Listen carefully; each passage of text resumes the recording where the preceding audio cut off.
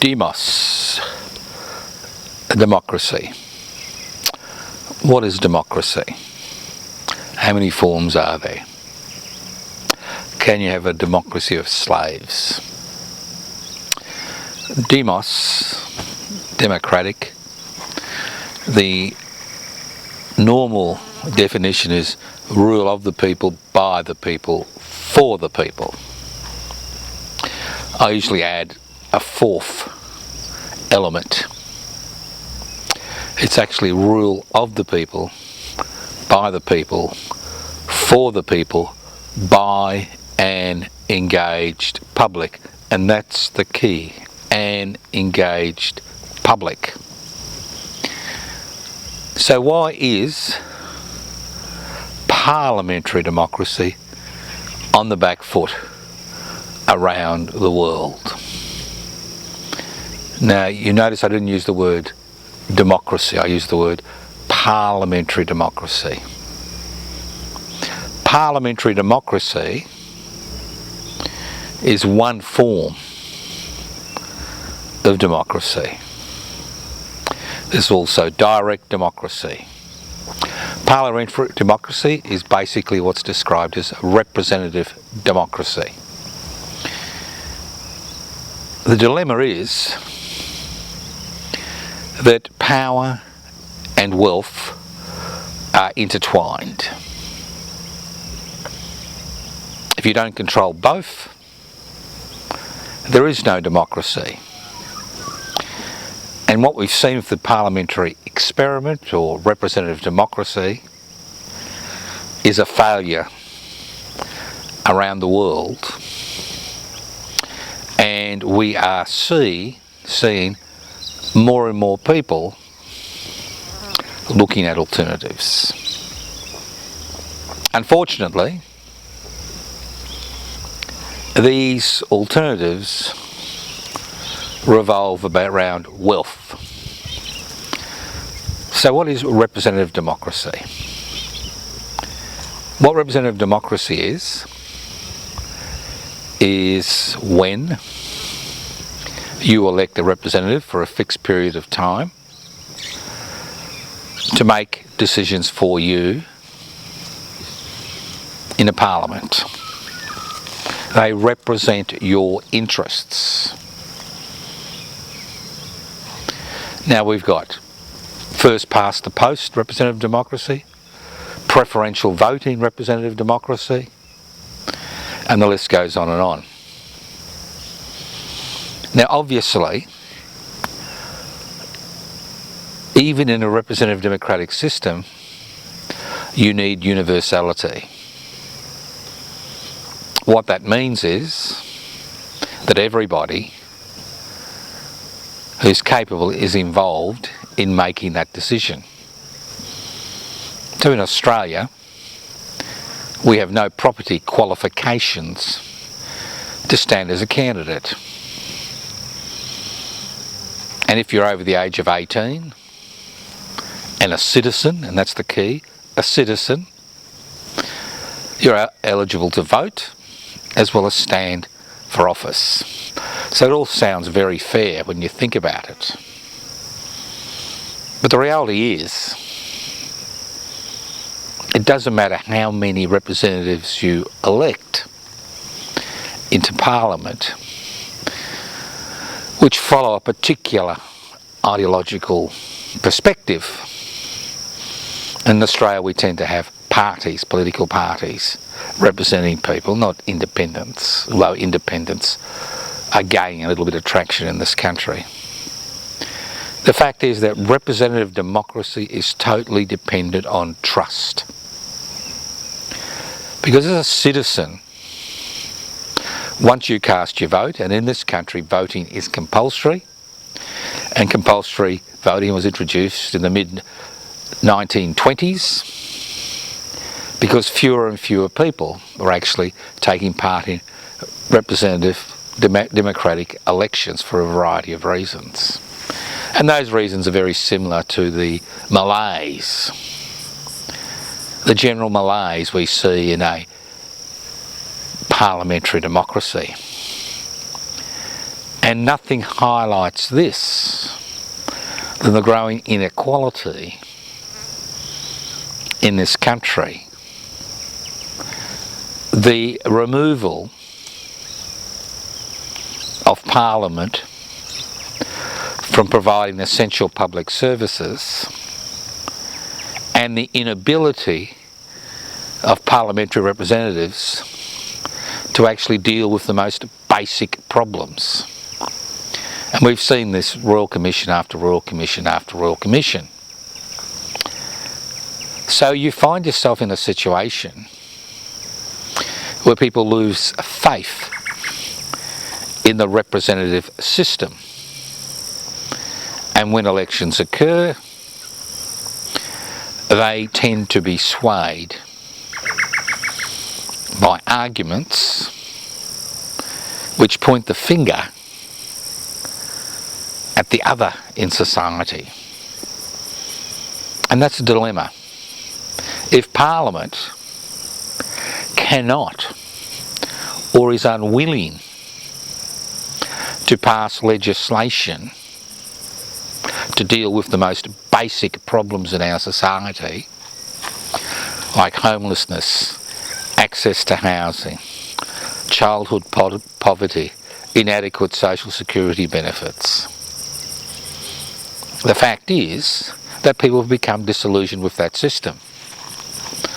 So what we see in Australia, despite the Australian Labor Party have an historic majority, I think it has almost double the number of seats as all the other political parties put together in the House of Representatives, and has a sympathetic Senate. The fact is that the parliamentary agenda, which is pursued by the ALP, although it has a significant majority in the House of Representatives and a friendly Senate to deal with, do not deal with the everyday issues that people are interested in, the everyday issues that people need to be resolved. So why do we find ourselves in this situation in the 21st century? Well, not only in Australia, but around the world, representative democratic systems are under increasing pressure. And we are seeing the election of figures like the buffoon in Washington and the buffoon in Argentina and many European countries, where we have individuals that are elected who make it quite clear they are there not to deal or attempt to look after the population which has elected him to power, but to ensure that the 1% that own the means of production, distribution, exchange and communication continue to dominate the parliamentary agenda. That's why we never see in Parliament legislation which can deal and resolve the issues we face. This is not Gaza, it's not Sudan, it's not some tin pot military dictatorship, this isn't the United States of America. This is a resource-rich country of 26 million people. And we, with a parliamentary system that seems to be unable or unwilling to tackle significant issues. Nothing highlights this than the backdown by the ALP in terms of its superannuation reforms. Because every time a government wants to introduce reforms, no matter how insignificant they are, what we see is a backlash, not just in the legacy media, which has become almost irrelevant in 2025, but a huge backlash on virtual platforms which are owned, manipulated by billionaires. So we have now reached a stage where representative democracy in its current form can no longer deal with the issues that need to be dealt with. And that is because over the last 50 years we have seen the private sector move in to areas which reformist and revolutionary movements pushed into the public sector in the last 150 years in order to resolve the fundamental issues of living in a society based on private investment for private profit. So, what are the alternatives? I could talk about direct democracy, where people vote on particular issues, and it can be quite easy considering the way the virtual world is organised, and then delegates are elected or appointed to coordinate those issues at a local, state and federal and possibly international level. That's direct democracy. There is an autonomous zone in Syria which has been using direct democracy now for over a decade in the midst of a very hostile environment where about 5 million people organise their lives around the concept of direct democracy. But direct democracy is not enough. The dilemma is wealth. You can't have power without access to wealth. I'll give you a simple example. Now, I stood as an independent candidate in an electorate on the Mornington Peninsula, an electorate called Flinders, home to about 100,000 electors, a federal electorate. There were 7 candidates, and the local Liberal Party member was re-elected, one of the few to be re-elected from the state of Victoria. I mean, I've stood in a number of elections, and I don't stand in elections to be elected. I stand in elections to raise issues. But the dilemma is, if you don't have the resources to raise those issues and campaign for years in those electorates, the chances of being elected are insignificant. For example, an independent candidate who was supported by Teal money spent $1.7 million in the Flinders campaign. I think I spent $8,000 in the Flinders campaign. And the fact is that without wealthy donors, people can't get their message across. And across this country, we now see that the parliamentary system, even representative democracy, is dominated by people who have access to wealth. So this is not just a matter about creating wealth. So we have a government and an opposition which talks about creating wealth, our nation, our people. The fact is, it doesn't matter how much wealth you create, if the majority of that wealth lines the pocket of an insignificant minority because of their control of virtual platforms, their control of industry, their control of infrastructure, their control of ideas, the dissemination ideas, nothing changes. And that's the dilemma. People talked about socialism or barbarism. I'm not talking about socialism or barbarism.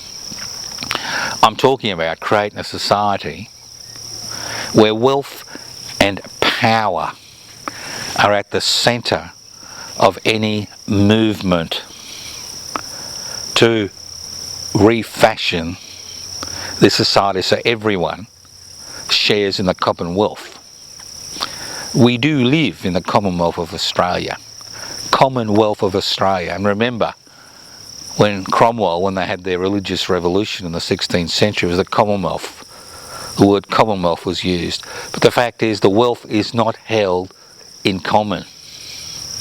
What we've done is we've created a nation where people with wealth, through corporate welfare, through legislation which diminishes their taxation responsibilities, where these people, this minority, can continue to exercise power by its control of wealth. Now, by the time you see this video, the 11th of November will have crept up. Now, the 11th of November was important for a number of reasons in this country. On the 11th of November 1854, the Ballarat Reform League was created, which was the organisation behind the Eureka Rebellion. On the 11th of November 1880, Ned Kelly was hung. And many people believe and see through the Jerilderie letter that Kelly and his gang and the people that supported him were looking for major changes in society. On the 11th of November 1918 was Armistice Day, the day which was declared as the end of World War I and possibly the beginning of the conditions which led to World War II. And on the 11th of November 1975, the Whitlam Labor government, a reformist government whose main program was not about wealth creation but of wealth redistribution, was illegally dismissed by the Governor-General with assistance from those who own the means of production, distribution, exchange and communication, as well as English interests, United States interests. Because this government passed over 250 pieces of legislation which improved people's lives. So let's not forget, reform is possible even in a parliamentary democracy, but it's unlikely because the major political parties in this country are dependent, financially dependent on corporate support, and the smaller parties in many cases are using rhetoric which divides us and pits Australian against Australian in order to create fear in the population and increase their representation in Parliament at the federal and state level. So we face a very, very critical juncture in our society. Do we continue to support a representative system which is incapable of delivering reform, or do we look for other alternatives? If you're interested in other alternatives, I encourage you to look at the Public Interest Before Corporate Interests webpage, pipsy.net. You can join online. The fact is, we need struggle, not just every 3 years when there's a federal election, but we need to continue that struggle on a daily basis to devolve, share power, and hold wealth in common and use it for the common good.